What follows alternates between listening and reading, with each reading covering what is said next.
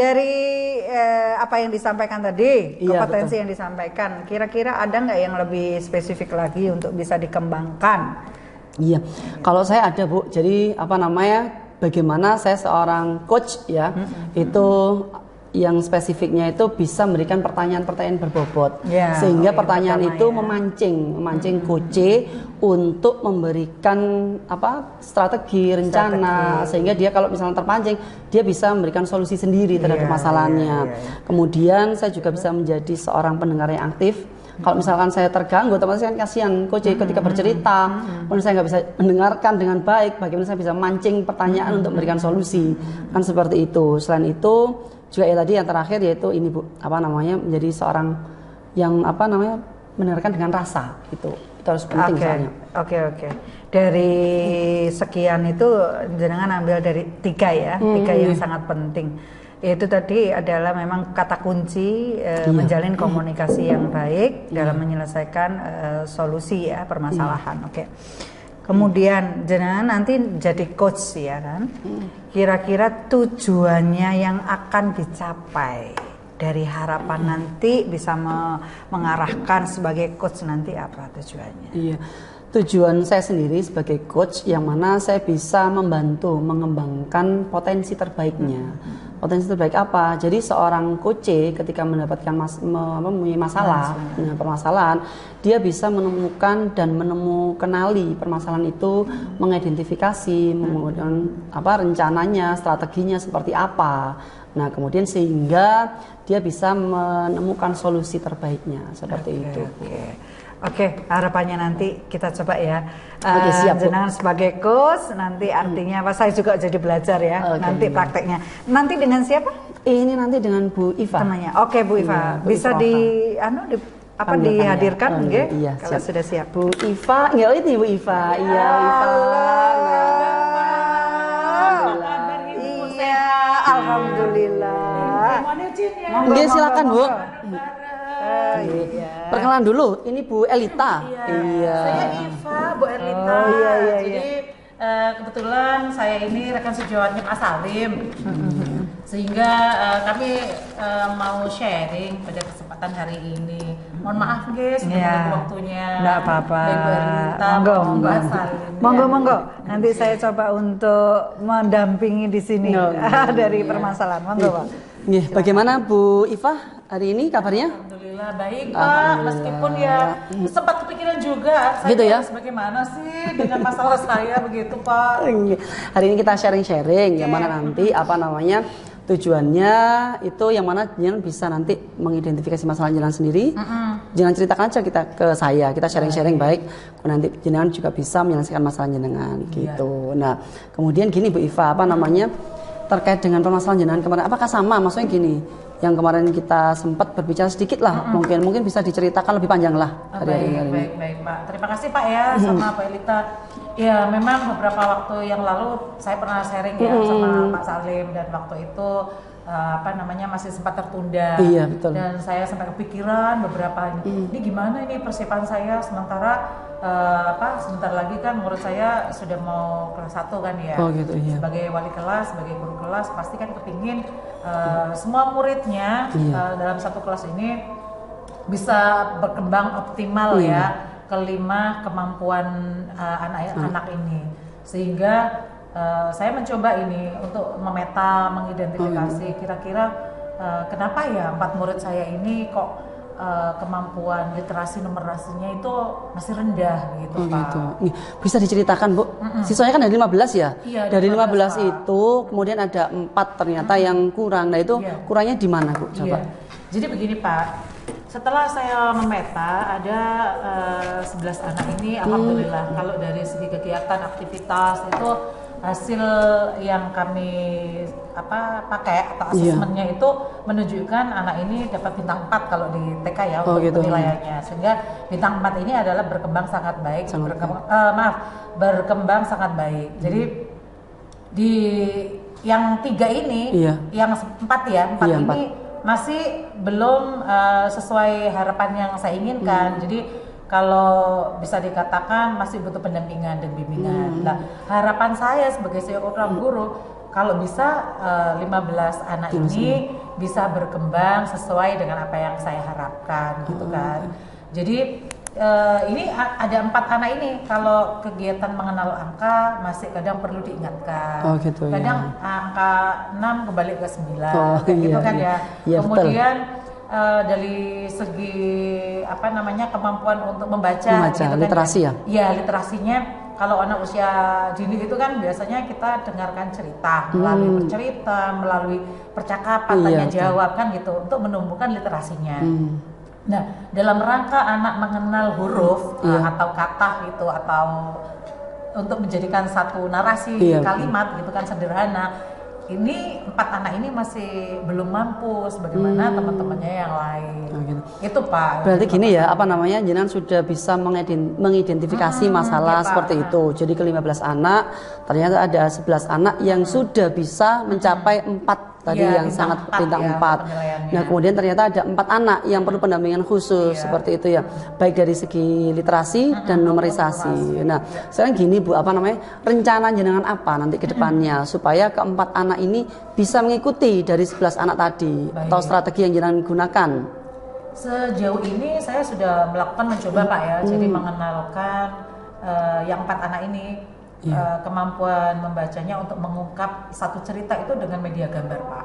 Jadi buku cerita yang saya berikan itu adalah buku cerita yang tanpa narasi di bawahnya Pak. Jadi hanya gambar. Nah, sehingga anak bisa mengamati, kemudian bisa mengungkapkan, menyampaikan apa sih isi gambar tersebut.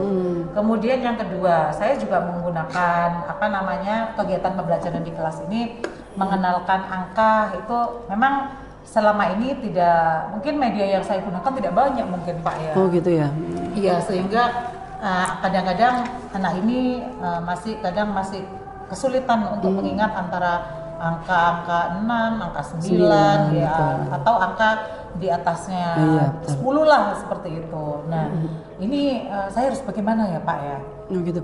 Selama ini sudah pernah ini Bu, jenengan misalkan sharing atau orang ketiga yang membantu jenengan seperti teman sejawat, kepala sekolah gitu? Iya, kalau itu sudah kami lakukan Pak. Jadi kita juga sering sharing ya untuk kegiatan dengan komunitas belajar yang ada di sekolah, sehingga melibatkan kepala sekolah, melibatkan rekan sejawat, kemudian melibatkan teman satu partner dengan saya Pak, sehingga kadang pendampingannya itu memang harus khusus yang 4 anak ini. Sejauh ini yang sudah saya lakukan, saya mungkin mencoba ini mungkin Pak ya, menyiapkan kartu kata, kartu angka, menambah media pembelajaran ya. Iya tadi yang betul ya, iya. Supaya anak itu ini terpancing. Supaya anak itu kan kadang anak itu kan gaya belajarnya ada yang visual, ada yang auditori begitu ya. Ada yang kinestetik kan begitu. Nah, mungkin sebaiknya saya menyiapkan gambar, kemudian angka-angka dalam bentuk kartu kata begitu kan Pak ya. Nah, itu sebenarnya jenengan sudah ini Bu, menemukan solusinya. Dari tadi ternyata media yang belum banyak, akhirnya saya punya pemikiran untuk menyiapkan media yang lebih banyak lagi seperti itu. Iya, betul ya. Kemudian jangan pernah ini enggak selain itu mengidentifikasi siswa tersebut dari 4 itu, kenapa kok sampai terlambat dengan yang lain? Mungkin bisa dilihat dari faktor keluarga atau bagaimana? Iya Pak, memang benar. Jadi yang 4 ini diantaranya satu karena memang orang tuanya kerja Pak. Gitu ya. Kemudian pendampingannya melalui neneknya, melalui kakaknya, ada yang dengan pembantunya. Jadi yang 4 anak macam-macam ya berarti? Iya, jadi yang 4 ini karena orang tuanya kerja, ada yang dititipkan neneknya, ada yang dengan pembantunya, ada yang dengan saudaranya. Sehingga intensitas waktu dengan orang tua itu juga berkurang ya, untuk menemani atau mendampingi si anak belajar ini. Namun saya juga sudah melakukan komunikasi dengan orang tuanya agar supaya kegiatan yang ada di sekolah dalam rangka pendampingan anak bisa mengenal angka. Enggak, jenengan itu bukan hanya tenaga ya, tapi termasuk juga waktu. Nah, waktu komunikasi, kemudian waktu membuat video untuk media pembelajaran di rumah seperti itu. Jadi memang betul tadi yang jenengan sampaikan, ternyata ada faktor lain yaitu orang tua nggih kurang memperhatikan. Ketika jenengan komunikasikan bagaimana dengan orang tua itu? Ya, mereka senang atau bagaimana? Alhamdulillah orang tuanya juga mendukung Pak, merasa gitu. senang karena diperhatikan kan. Mungkin di rumah kalau medianya nggak cukup seperti di sekolah, mungkin di rumah bisa menggunakan benda-benda yang ada di sekitar Pak. Oh, gitu. Contohnya apa itu Bu? Mungkin misalnya begini ya, di rumah kan kalau misalkan di sekolah mungkin banyak Lego, banyak benda-benda yang lain ya. Kalau di sekolah mungkin kebutuhan untuk media banyak ya terfasilitasi. Kalau di rumah mungkin misalkan di halaman rumah nih ada batu misalkan, ada ranting atau daun kering yang mungkin tidak terfungsikan Jadi kita bikin permainan. Ayo coba cari di depan rumah ada apa saja misalkan temukan 3 batu misalkan. Anak bisa mencari sambil dihitung 1, 2, 3, kemudian dikelompokkan, kemudian dikasih kartu angka 3 kayak gitu mungkin Pak ya, sehingga anak itu dengan permainan kan ya. Jadi tidak seolah-olah kita itu meminta dia langsung mengerjakan kegiatan dengan pensil kan gitu ya. Tapi dengan permainan itu akan membuat anak lebih senang karena memang dunia anak kan dunia bermain Pak ya. Belajar sambil bermain begitu Bu ya. Jadi begitu mungkin ya Pak. Ada jangka waktu nggak Bu? Jadi maksudnya gini, ada target jenengan ketika mengajarkan. Jadi kan tidak, misalnya pembelajaran seperti itu kan tidak berlarut-larut seperti itu. Paling nggak ada target, ada. Kalau target itu kan kita kalau anak usia dini itu kan memang nggak bisa Pak, kita harus sekarang kita kasih ini 2 minggu berikutnya harus tuntas kan tidak bisa begitu ya. Jadi memang harus jadi proses Pak. Jadi proses di awal mengenalkan sampai kepada anak dapat melakukan, mungkin sampai pada akhirnya anak mengerti dan mengetahui bahwa ini loh angka 3, angka 6 dan seterusnya. Kemudian bagaimana mengenalkan huruf dan angka tadi supaya anak bisa membaca melalui gambar tadi Pak ya yang belum. Jadi memang ada proses Pak. Jadi untuk waktunya kita ada pendampingan. Yang penting ada pendampingan sampai anak tidak merasa terbebani dengan kegiatan-kegiatan yang ada di sekolah. Tapi berhasil Bu ya untuk anak ini nanti. Insya Allah. Kalau pengalaman di tahun-tahun kemarin bagaimana? Pengalaman di tahun yang lalu sudah ada kemajuan Pak. Berarti berhasil ya. Alhamdulillah. Semoga nanti yang tahun ini ya berhasil. Sekarang ini kan karena tipe anak ini kinestetik Pak ya, sehingga jadi memang saya harus lebih banyak lagi untuk membuat ide-ide kreatif dalam rangka menumbuhkan literasi numerasi, mengenalkan angka, mengenalkan kata, mengenalkan huruf kepada anak ini dengan permainan yang sifatnya menggerakkan badan si anak ini. Termasuk jadi jenengan itu sudah sangat bertanggung jawab Bu, berkomitmen sebagai wali kelas. Terkait dengan strategi jenengan, rencana jenengan tadi, yang mana untuk menuntaskan keempat anak ini supaya tidak ketinggalan dengan 11 anak yang tadi, untuk mendapatkan 4 bintang Bu ya. Betul ya. Nah, itu jenengan sudah sangat bertanggung jawab dan komitmen. Mungkin nanti saya doakan supaya strategi dan rencana jenengan nanti tahap-tahapan itu bisa berhasil terhadap anak-anak dengan komunikasi dengan orang tua, guru dan teman sejawat, tidak ada hambatan lagi. Terima kasih, seperti itu. Terima kasih ya Pak Salim ya. Sama-sama. Saya sudah diberikan pencerahan nih. Jadi untuk sharing yang pada hari ini kita lakukan bisa meringankan nih apa yang menjadi beban saya. Jadi maksudnya gini Bu, jadi hasil sharing tadi dengan jenengan itu bukan hanya saya, maksudnya bukan saya yang berikan solusi, berarti jenengan sendiri, jenengan sangat hebat sekali termasuk. Iya beneran Bu, jadi jenengan bisa mengidentifikasi masalah itu sendiri, kemudian bisa menyelesaikan, membuat target dan membuat rencana untuk jenengan sendiri. Itu sangat bagus sekali Bu. Iya, dukungannya Pak ya. Siap insyaallah saya dukung. Siap. Iya, terima kasih. Kita akhiri dulu ya. Karena jenengan sudah ada jam itu. Iya betul Pak. Terima kasih ya atas sama-sama Bu. Siap. Mohon izin saya melanjutkan kegiatan ya. Monggo Bu. Waalaikumsalam warahmatullahi. Oke. Sangat menarik Pak Salim ya. Tanpa sadar beliaunya akhirnya menyelesaikan masalahnya sendiri. Iya betul. Kan gitu ya. Nah ini juga peran serta dari Pak Salim sendiri sebenarnya kalau saya melihat tadi bahwasanya yang sebenarnya memberikan solusi personalnya Bu Iva. Iya betul. Teringat sama teman saya yang unik gitu ya. Anti mainstream. Iya betul. Jadi sebenarnya Pak Salim itu pinter juga menggali informasi gitu ya Pak Salim. Nah, untuk selanjutnya gini Pak Salim, perasaannya piye nih setelah melakukan coaching tadi?